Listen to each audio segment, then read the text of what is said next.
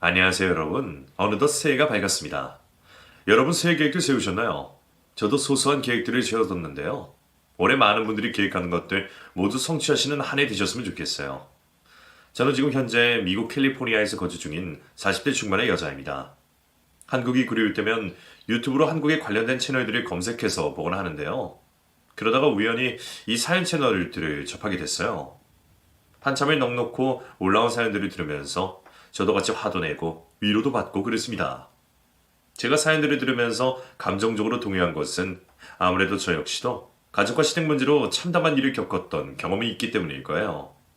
그래서 오늘은 저도 새해를 맞아 저희의 이야기를 많은 분들과 공유하고 싶은 마음에 용기를 냈습니다. 제가 미국에서 산 지 벌써 10년이 다 되었어요. 오랜만에 장문의 한글을 쓰려니 좀 어색하기도 하네요.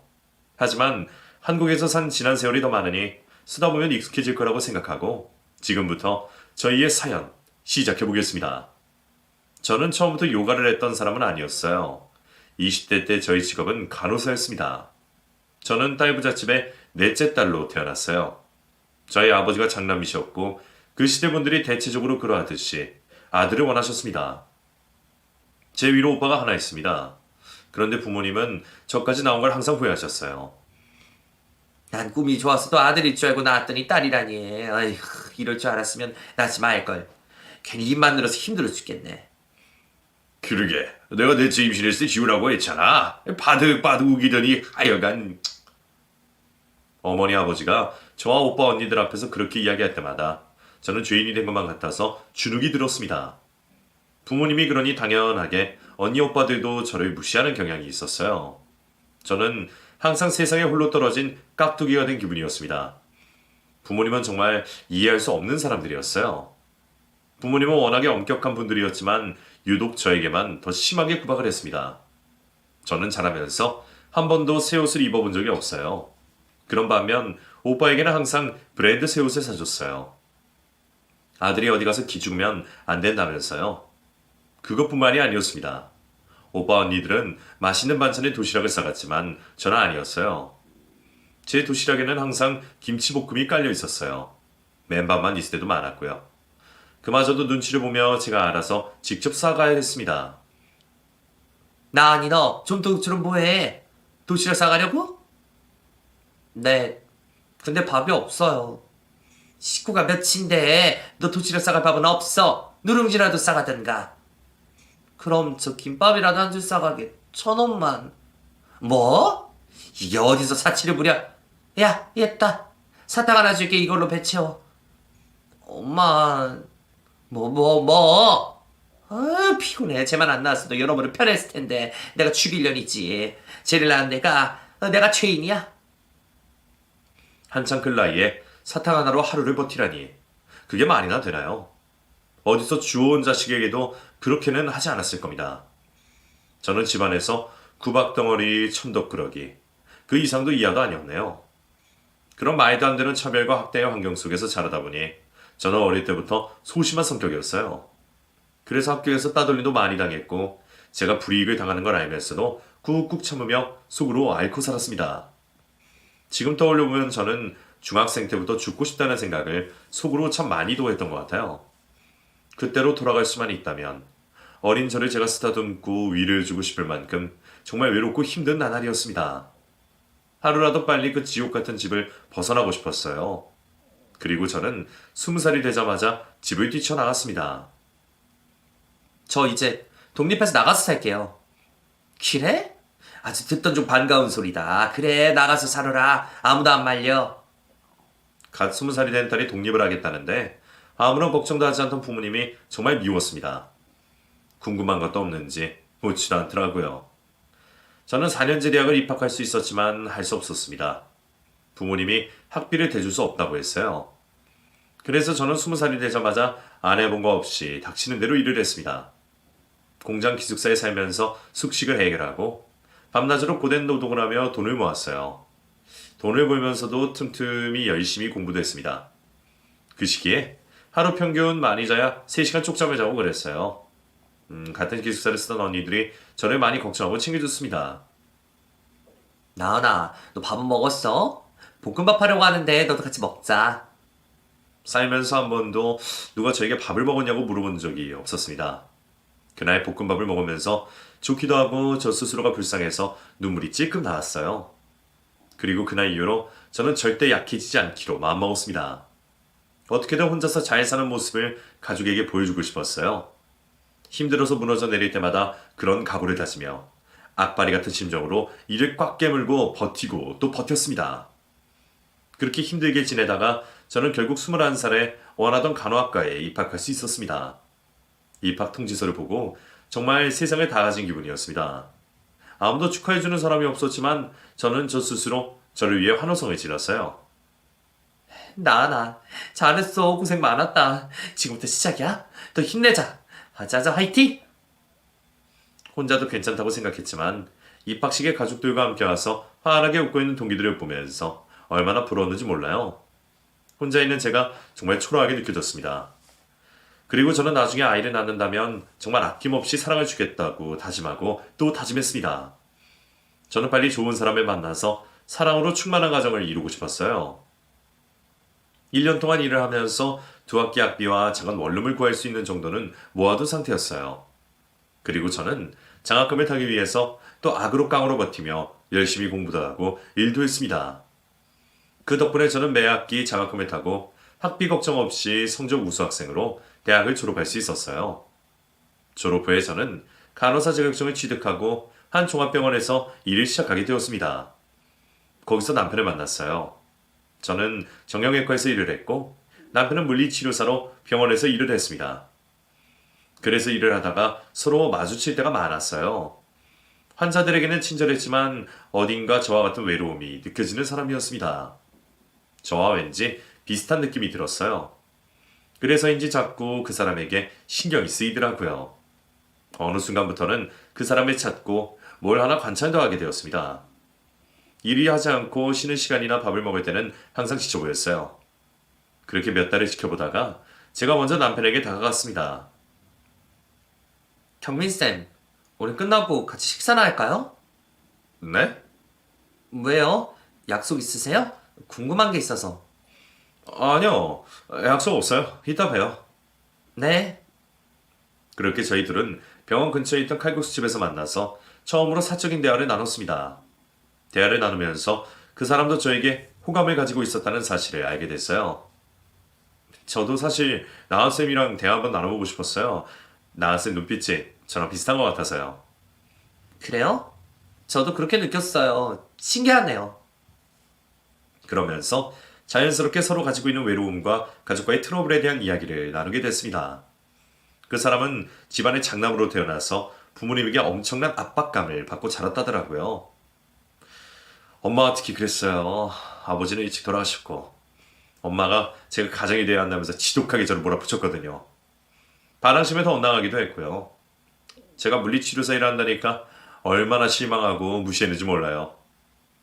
많이 힘드셨겠어요. 저는 딸이랑 무시당하고 살았거든요. 정말 다른 이유지만 가족한테 상처받는 건 똑같네요. 그러네요. 나은 씨도 많이 힘들었겠어요. 참 아들이고 딸이고 자식한테 뭐가 그렇게 요구하는 게 많은지. 그저 나쁜 짓 안 하고 이렇게 잘 컸으면 된 거 아닌가요? 맞아요. 우리는 잘하고 있어요. 남편은 장남이라 가장으로서 책임을 져야 한다는 부담감. 저는 아들이 아니라 낯이 나았어야 할 막내딸이라는 각자 서로 다른 이유로 가족에게 상처를 받았던 거였습니다. 저희 둘은 서로의 마음을 조금은 이해할 수 있었어요. 그렇게 서로를 위로해주면서 가까워졌습니다. 그날 이후로 저희 둘은 병원 밖에서 같이 식사를 하는 날도 주기적으로 만들었고 연락도 자주 주고받았어요. 그런데 남편과 데이트를 하려 치면 전화통에서 불이 났습니다. 수화기 너머의 목소리가 어찌나 큰지 저에게까지 다 들리더라고요. 엄마, 저 지금 친구랑 밥 먹고 있어요.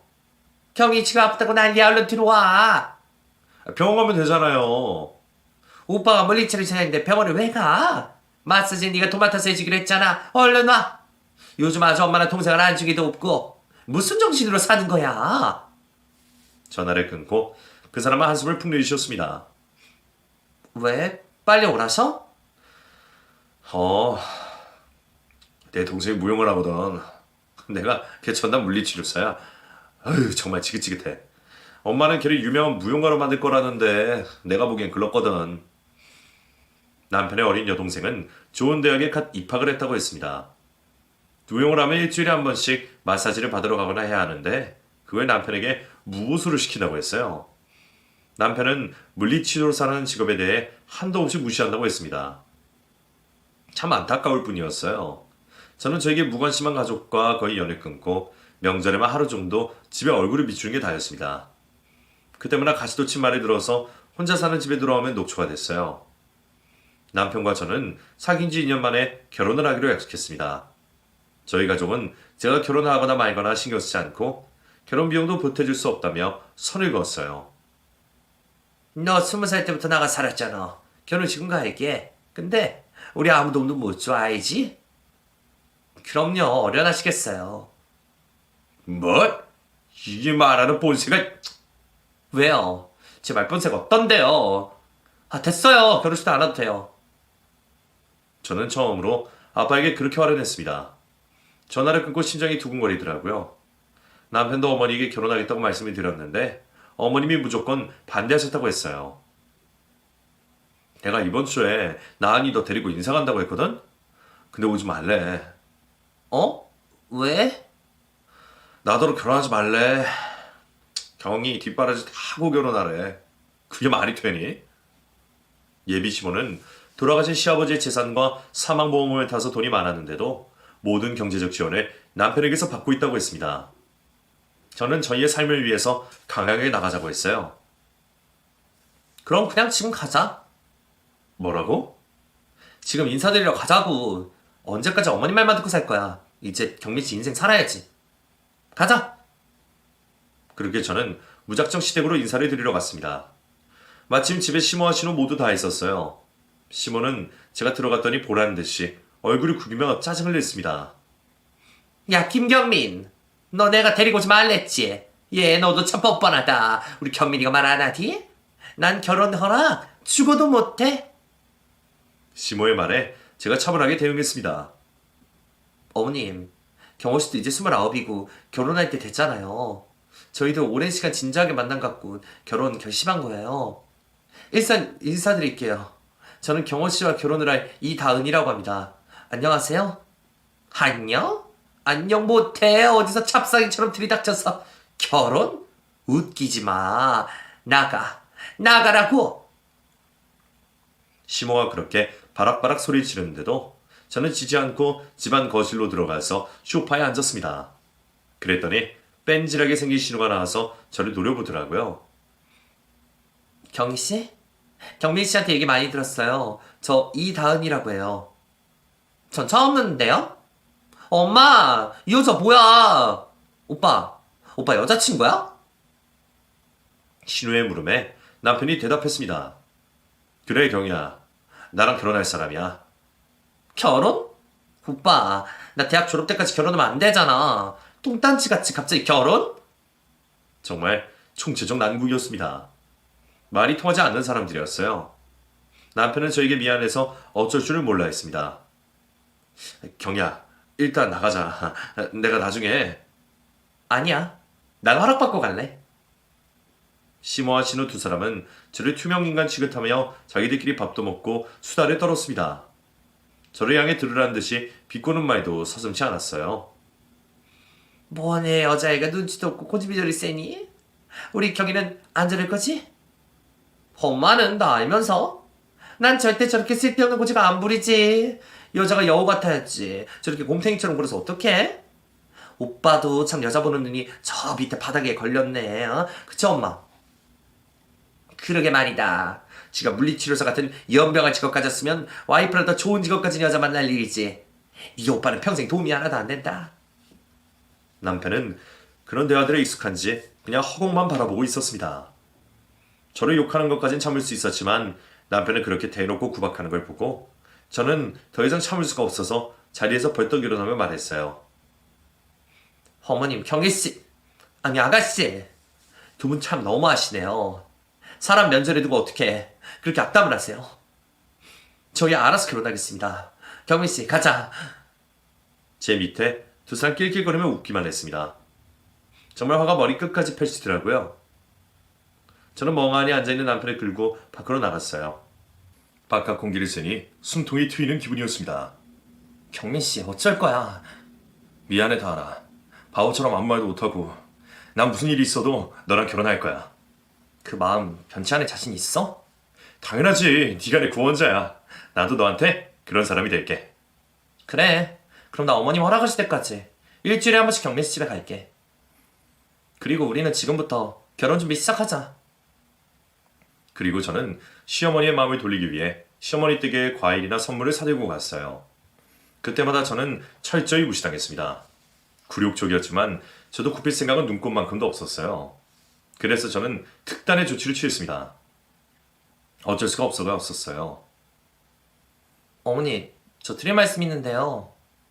제 말에 시모가 귀를 파는 신용을 하며 말했습니다. 어디서 개가 짖나? 저 경민 씨 아이 임신했어요. 뭐라고? 이 미친년 이 기어이. 당장이라도 제 머리채를 잡으려는 걸 남편이 막아섰습니다. 그리고 며칠 흐른 후에 처음으로 시어머니가 저에게 말을 걸었어요. 지긋지긋하다. 너 그럼 결혼해서 우리 집에 들어와 살래? 나도 성가시니까 2년만 살아. 우리 경이 졸업할 때까지. 그래도 결혼할 거야? 네, 어머니. 그렇게 할게요. 저는 시어머니의 마음을 돌렸다는 생각에 기뻐서 혼나는 생각지도 못하고 시어머니와 시누이와 함께 살겠다고 했습니다. 남편은 반대했어요. 다은아, 우리 엄마랑 같이 사는 거 쉬운 일 아닐 거야. 그냥 우리 둘이서 결혼하자. 됐어. 허락이고 뭐고 다 필요 없어. 남편이 마음에도 없는 소리를 하더라고요. 그래서 저는 괜찮다며 남편을 설득했습니다. 그러기에 저희는 가족들의 축복은커녕 무관심 속에서 결혼식을 올렸어요. 결혼식이 끝난 후에 저희 부모님은 제 앞으로 들어온 축의금을 가지고 사라졌습니다. 그걸 가지고 시어머니가 타박을 놓으셨고요. 부모가 저 모양이니 애가 제대로 컸겠어? 막무가내로 지 멋대로 구는 게 지 부모를 닮아서 그렇구만. 참, 이게 무슨 경우야? 저희는 가까운 제주도로 3일간 신혼여행을 다녀온 후에 시댁에서 신혼생활을 시작했습니다. 지옥의 문이 열린 거였어요. 시어머니는 제가 임신하지 않은 사실을 이미 알면서 저를 괴롭혔습니다. 너는 입덧도 안 하니? 신기하네. 오히려 잘 됐다. 오늘부터 아침 저녁은 네가 담당해서 해. 경이는 아침에 과일이랑 우유만 먹으니까 과일만 깎아주면 되고 나는 삼시세끼국이랑 칠첩반상 이상은 꼭 차려야 한다. 알았지? 저는 어차피 길어야 2년 살고 나갈 테니 까짓 거 시집살이 시키는 대로 군말 없이 하고 지내다가 나가자고 생각했어요. 그 사이에 저희 둘이 돈을 모아서 집을 사기로 남편과 약속을 했습니다. 저는 매일 출근 전에 신우와 시모 그리고 남편에게 식사를 차려주고 퇴근을 해서 피곤해도 꼬박꼬박 아침과 다른 반찬에 저녁을 차려야 했습니다. 그런 저를 보고 남편이 미안했는지 저녁은 본인이 하겠다며 같이 퇴근 후에 제가 씻는 동안 국을 끓이고 있었어요. 그리고 그때 외출하고 돌아온 시모가 고래고래 고함을 질렀습니다. 야 경민이 네가 왜 주방에 있어? 남자가 무슨 밥을 지어? 하다 별꼴을 다 보겠네. 내가 아무리 그래도 너 밥은 해줬는데 이게 무슨 경우야? 야, 나 아니냐 어디 있어? 저는 불호령을 듣고 불이 나게 씻고 밖으로 나갔어요. 그러자 시모가 저에게 삿대질을 하며 쌍욕을 해댔습니다. 다 알고 있어. 근데 뭐가 힘들다고 남편한테 밥을 차리게 해? 엄마 내가 하겠다고 했어요. 넌 조용히 해. 어머님, 맞아요. 저희 속도 위반 안 했어요. 하도 반대를 하셔서 거짓말했어요. 근데 사실 저 오늘 병원 산부인과에서 검사했더니 임신 3주차래요. 지금 임신 초기라 조심해야 해요. 제 말에 남편이 환호성을 질렀습니다. 정말? 나나 정말이야? 우리 애가 생기는 거야? 나나 서로 부둥켜 안고 기뻐하던 저희에게 시어머니가 찬물을 끼얹었습니다. 호들갑도 적당히 떨어라. 너 그 뱃속에 반드시 아들이어야 할 거야. 우리 집 손귀한 집이야. 경민이 아빠가 일찍 가긴 했지만 장남이었고 경민이도 이 집안의 장순이 알겠니? 저는 아들이건 딸이건 상관없는데요 어머니. 뭐? 이게 어디서 토를 달아? 딸이면 바로 지워 알겠어? 시어머니는 무조건 아들을 낳으라고 말도 안 되는 강요를 했습니다. 그야말로 심통을 부린 거였어요. 남편과 저는 아들이든 딸이든 전혀 개의치 않고 건강하게 낳아서 키우기로 했어요. 나은아 고생이 많지. 미안해. 우리 애 낳으면 바로 분가해서 살자. 그때까지 조금만 참아. 이 정도는 예상하고 시댁 들어온 건데 뭐. 난 괜찮아. 그래 뭐. 애 낳으면 분가하자. 그렇게 저희는 아이를 낳을 때까지 시모의 비위를 맞춰주며 꾹 참기로 했습니다. 하지만 시모는 매일마다 저에게 아들이 아니면 두고 보라며 협박 아닌 협박을 했어요. 입덧도 생겨서 요리를 하기도 힘들었지만 저는 시모의 비위를 맞춰주기 위해서 억지로 밥상을 차려야 했습니다. 그렇게 임신 14주차가 됐을 때였어요. 산부인과에 검사를 하러 갔는데 시모가 같이 가자고 하더라고요. 병원 가니? 같이 가자. 웬일인가 싶었지만 함께 가자며 옷까지 입고 나왔으니 어쩔 수 없어서 함께 병원에 갔습니다. 초음파 검사를 하는데 따라 들어오더니 시모가 의사에게 물었어요. 이제 나오죠? 이 성별 말씀이신가요? 그럼 뭐겠어요? 뭐예요? 아들이에요? 딸이에요? 어디 봅시다. 아이고, 공주님이네요. 축하드립니다. 의사의 말에 시어머니가 버럭 소리 질렀습니다. 축하? 지금 장난해? 사람 놀리냐고? 야 됐어. 더 볼 것도 없어. 가자. 시어머니는 그대로 저를 끌고 집으로 향하며 귀에 가시가 박히도록 궁시렁댔어요. 그럴 줄 알았지. 네 복에 무슨 아들이니? 딸? 참 하나부터 열까지 하나도 마음에 드는 게 없네. 어떻게 딸을 임신해? 아유 내 팔자야. 차라리 죽어라 죽어. 정말 속사포처럼 폭언을 하는데 저는 언제나 그랬듯이 한 귀로 듣고 한 귀로 흘리려고 노력했습니다. 그리고 그날 저녁에 시어머니가 주방에서 저녁을 차렸어요. 어머니 제가 할게요. 아니다. 오늘은 내가 할 테니 넌 들어가 있어. 저한테 퍼부은 게 속으로는 미안했나 보다라고 생각했습니다. 그리고 남편에게 전화를 걸었어요. 당신 언제 퇴근해? 오늘 회식이 있어서 늦을 것 같은데 왜? 글쎄 어머님이 웬일로 저녁을 차려주신다네. 나더러 들어가 있으래. 그리고 우리 씩씩이 공주님이래. 어머님이 오늘 그걸로 잔소리 하시더니 미안하셨나봐. 정말? 우와, 나리 닮은 딸 낳고 싶었는데 잘됐다. 적당히 눈치 봐서 일찍 들어갈게. 응 알았어. 저는 어쩐지 기분이 좋았어요. 그리고 깜빡 잠이 들었습니다. 눈을 뜨니 신우이가 저더러 밥 먹으라고 나오라고 소리를 지르더라고요. 언니 일어나. 저녁 먹어. 잠만 퍼질러 자네. 저는 그 목소리에 번뜩 잠에서 깨서 주방으로 갔습니다. 반찬은 제가 아침에 했던 거고 국만 미역국으로 새로 끓여놨더라고요. 이거 차리는데 뭘 그렇게 생색을 냈나 속으로 어처구니가 없었습니다. 얼른 먹어. 네 어머니 잘 먹겠습니다. 그리고 아무 생각 없이 미역국을 떠먹었습니다. 시모와 신우가 그런 저를 보며 킥킥대며 웃더라고요. 더 먹어. 어때네 맛있지? 맛이 좀 뭐? 내가 너 먹인다고 소고기까지 사놓고 푹 끓인 미역국인데 맛이 없다고? 시어머니의 닭달에 저는 꾹 참고 억지로 미역국을 한 그릇 싹 비웠습니다. 그런데 뭔지 알 수 없는 희한한 쓴맛이 느껴져서 괴로웠어요. 그러고 나서 설거지를 하다가 저는 복통을 느끼며 기절하고 말았어요. 희미한 정신을 붙잡고 있는데 퇴근한 남편이 쓰러진 저를 보며 다급하게 제 이름을 외치는 소리를 듣고 완전히 정신을 잃어버렸습니다. 눈을 떠보니 병실이었어요. 제 옆에서 남편이 시모에게 고함을 지르고 있었습니다. 당신이 인간이야? 어떻게 살충제를 먹여? 이거 살인 밀수야 알아? 난 분명 딸 낳지 말라고 했다. 딸 낳아서 어디다 쓸 건데? 너를 위해서 한 일이야. 웃기지 마. 당신 난 절대 용서 못해. 그 대화를 듣고 저는 모든 상황을 알게 됐고 눈물을 터뜨렸어요. 어머니 일부러 그런 거예요? 여보 우리 씩씩이는 어떻게 됐어? 나으라 미안해. 그렇게 저는 시어머니의 상상도 하지 못할 악독한 짓으로 인해서 유산을 하고 목숨까지 잃을 뻔했습니다. 신우이도 이미 시모와 함께 작당모의에서 꾸민 일인 게 틀림없다는 생각이 들었어요. 의사는 앞으로 임신을 하기 어려울 거라는 청천벽력 같은 말을 했어요. 퇴원을 한 후 저는 한동안 무기력하게 생활했습니다. 그렇게 꿈꾸던 행복한 가정을 이룰 수 있을 거라고 생각했는데 그걸 이룰 수 없어진 거예요. 남편은 시모와 신우에게 한바탕 퍼붓고 나서 저를 데리고 시댁을 나왔습니다. 저는 일을 더 이상 할 수가 없었어요. 정말 곧 죽어도 이상하지 않을 심리 상태였습니다. 그런 저에게 남편은 요가와 명상 수업을 들어보라며 학원을 끊어줬어요. 저는 요가를 하고 명상을 하며 아무지 못할 줄 알았던 상처를 조금이나마 씻어내며 지냈습니다.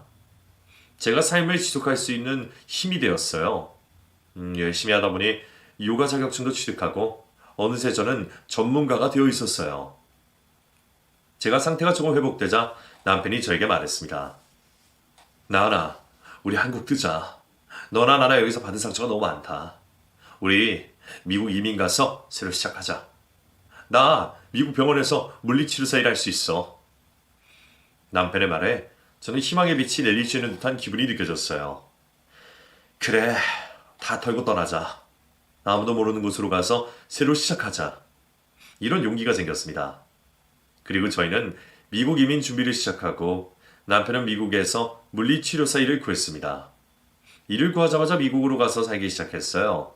저는 미국 캘리포니아에서 요가, 명상원에서 강사를 일을 했고 남편은 남편의 능력을 인정해주는 곳에서 물리치료사로 일을 했습니다.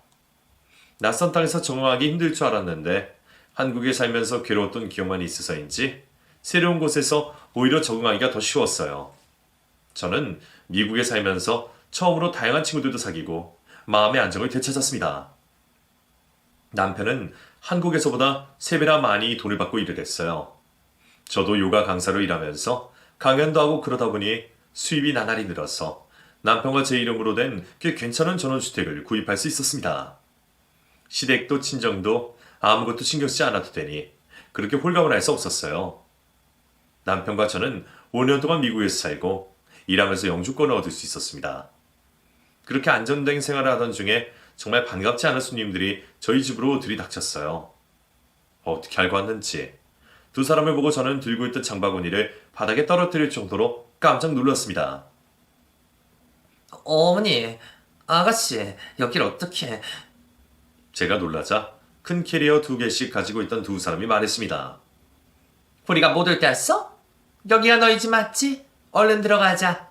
잘 지냈니? 그런 두 사람을 저는 막아섰습니다. 왜 오신 건데요? 저희는 초대한 적 없어요. 돌아가세요. 어머, 얘 좀 봐. 경민이가 불러서 왔어. 경민 씨가요. 저 들은 이야기 없는데요. 잡상이도 아니고 뭐 하는 짓이에요? 저한테 그런 짓을 저지르고 어떻게 뻔뻔하게 여기 올 수 있어요? 가세요. 저희 집에 한 발자국도 못 들어오십니다. 저는 그렇게 단호하게 두 사람에게 말했습니다. 그러자 시모가 꼬리를 내리고 저에게 빌기 시작했어요. 나 그때 그 일을 내가 두고두고 뼈저리게 미안하게 생각하고 있었어. 내가 미쳤었나봐. 마귀가 시기에 분명해. 그렇지 않고서야. 아이고 무서워라. 한 번만 용서해줘. 정말 미안해. 며느라가 내가 무릎이라도 꿇을게. 시모는 그렇게 말하면서 정말로 무릎을 꿇었습니다. 옆에 서 있던 신우는 말없이 눈을 부릅뜨고 그 상황을 지켜보고만 있었어요. 아가씨는요? 아가씨는 저한테 미안한 거 없어요? 언니, 지난 일인데 지금 5년도 넘은... 알았어요. 미안해요. 근데 난 무릎은 못 꿇어. 저 임신 중이거든요. 임신이요? 아가씨 결혼했어요? 이래저래 사정이 많아요. 들어가서 얘기해요. 오빠는 언제 와요? 엄마, 이제 그만 일어나. 신우이는 저에게 처음으로 존댓말을 쓰며 그렇게 이야기했습니다. 마냥 두 사람을 바깥에 세워둘 수도 없었고 저도 집에 들어가야 하니 문을 열고 들어서자 두 사람도 잽싸게 따라서 들어오더라고요. 집 좋다. 완전 성공했네. 대박. 신우가 그렇게 말했고 시모도 기둥굴해져서 저희 집을 둘러보고 말했습니다.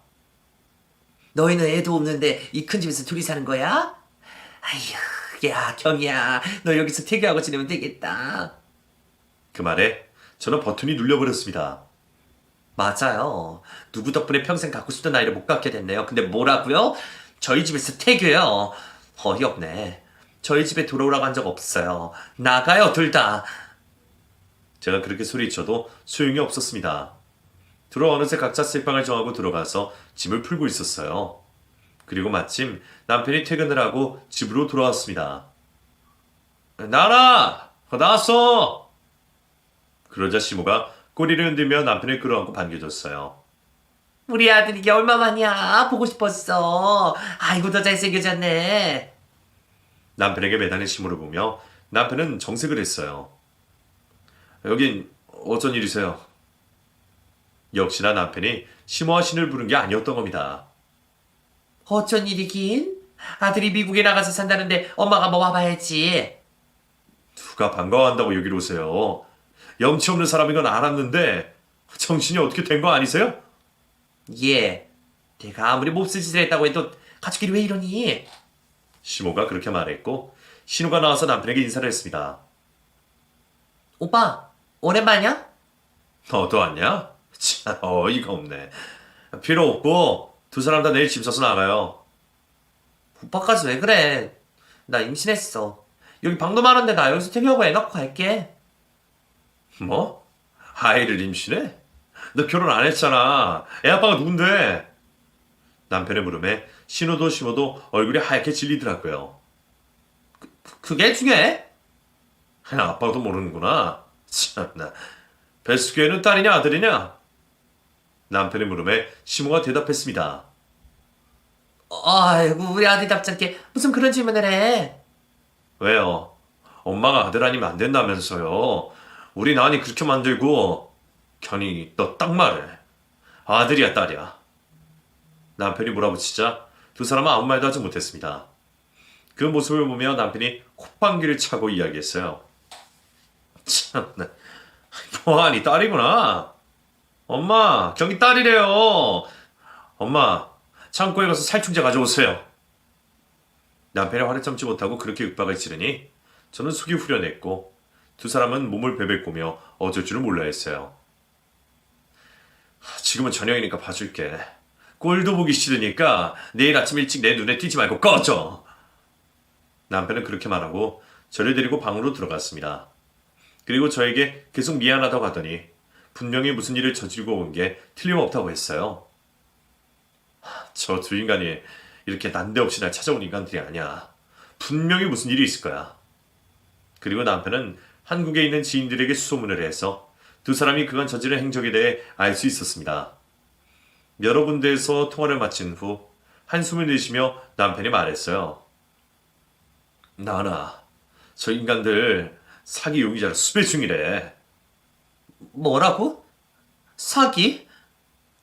두 사람은 한국에서 돌아가신 시아버지 재산으로 사치를 부리고 살았어요. 거기까지는 알았습니다. 그런데 그 돈을 다 쓰고 나서 신우와 시모는 신우가 학원을 차린다고 거짓말을 하고 지인들에게서 거액의 투자금을 받고 그 돈도 사치하고 도박하는 데 다 써버린 거였어요.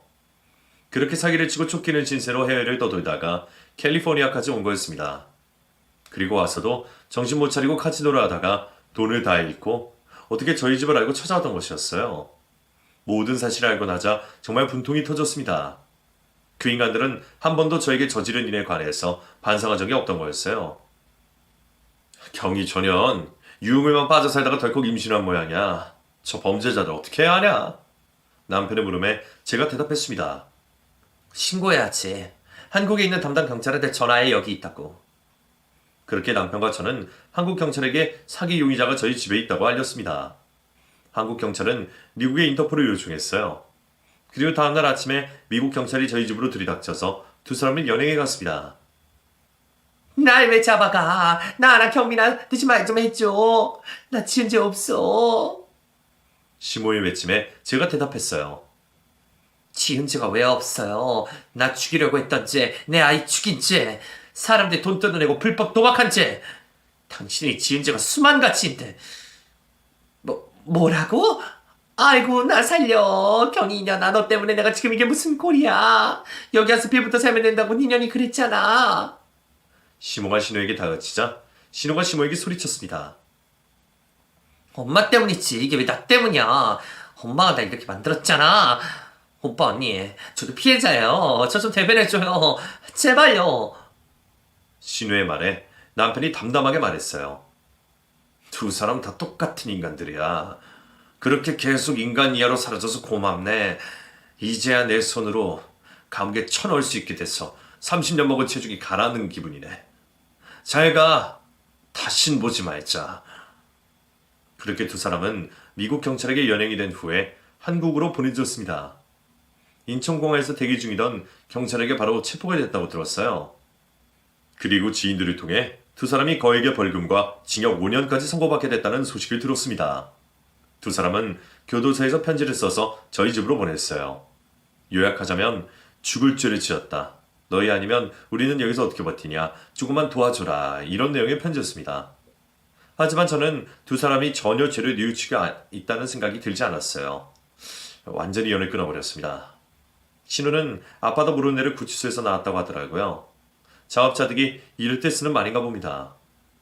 저와 남편은 앞으로는 무슨 일이 있어도 두 사람과 얽히지 말자고 다짐했어요. 나나, 남들이 보면 정말 이상하게 들리겠지만 엄마랑 경이 그냥 감옥 가니까 이제야 속이 우려나라. 그래도 싼 인간들이니까. 너도 그래? 이제 우리 그 사람을 다 잊어버리고 우리끼리 행복하게 보란듯이 더 잘 살자. 경민 씨도 나도 그동안 고생 많았잖아. 그래, 나나. 이제 다 잊자. 그렇게 저희는 과거를 모두 잊고 현재를 충실하면서 미국 생활을 했습니다. 그리고 저희 부부에게 기적 같은 일이 생겼어요. 요가를 하는데 자꾸 속이 미스거려서 병원에 갔더니 제가 임신이라고 했습니다. 믿을 수가 없어서 몇 번을 되물었는데 그냥 임신도 아니고 쌍둥이를 임신했다고 하더라고요. 저는 믿을 수 없는 기쁜 소식을 남편에게 제일 먼저 알렸습니다. 여보, 경민 씨, 나 임신이래. 이란성 쌍둥이. 뭐? 정말? 그게 정말이야? 나나. 뭐야, 당신 울어? 울지 마. 우리한테 온 축복이 돼. 우리 건강하게 나와서 잘 키우자. 태명은 축복이라 해야겠다. 여보, 사랑해. 나도 나니 정말 사랑해. 우리에게 아이는 없을 거라고 포기하고 살았는데 미국에 살면서 마음이 편해져서인지 정말 기적처럼 아이를 갖게 됐어요. 남편은 그날 감격했는지 하루 종일 눈물을 흘렸고 저는 그런 남편에게 농담을 하며 놀렸습니다. 그리고 저는 12월 달에 첫째 딸, 둘째 아들, 이란성 쌍둥이를 출산했어요. 얼마 전에 저희 아이들 생일이었습니다. 저희 가족은 크리스마스 트리 앞에서 아이들 생일 축하를 했어요. 우리 둥이들 생일 축하해. 엄마, 아빠, 딸. 아들로 태어나서 고마워요. 저도 엄마, 아빠 사랑해요. 나도 엄마, 아빠 엄청 사랑해요. 저희 아이들은 한국 나이로는 5살이네요. 두 아이에게 한국어로도 영어로도 교육하고 있어요. 나중에 어른이 되어도 한국어가 서툴지 않게 키우려고 합니다. 그리고 올해는 한국에 여행을 갈 계획도 있어요. 엄마 아빠의 모국을 보여주고 싶은 마음에 가보려고 합니다. 신우와 시몬은 이제 출소를 앞두고 있을 겁니다. 아니, 출소를 했는지도 모르겠네요. 두 사람이 어디서 죽든 잘 살든 제 알바 아니네요. 남편도 제 생각과 동일하고요. 남편도 저도 가족으로 인해서 정말 지옥 같던 삶을 버티고 살았어요. 그런데 그런 둘이 만나서 완벽한 가정을 이룬 게 정말 행운이라고 생각합니다. 저희 둘은 이제 아픈 모든 상처들을 다 극복했어요. 이제는 다른 거 없고 저희 쌍둥이들이 몸도 마음도 건강한 사람으로 키우는 것이 저희 부부의 바람입니다. 여러분, 한국은 많이 춥죠? 옷 따뜻하게 입고 건강하세요. 저에게는 아픈 기억만 있는 애증의 한국이지만 그래도 오래 산 모국이니 문득문득 그리울 때가 있어요. 올해 한국에 갈 날을 기다리며 저는 이만 물러가 보겠습니다. 제 이야기 들어주셔서 정말 감사합니다. 행복하세요.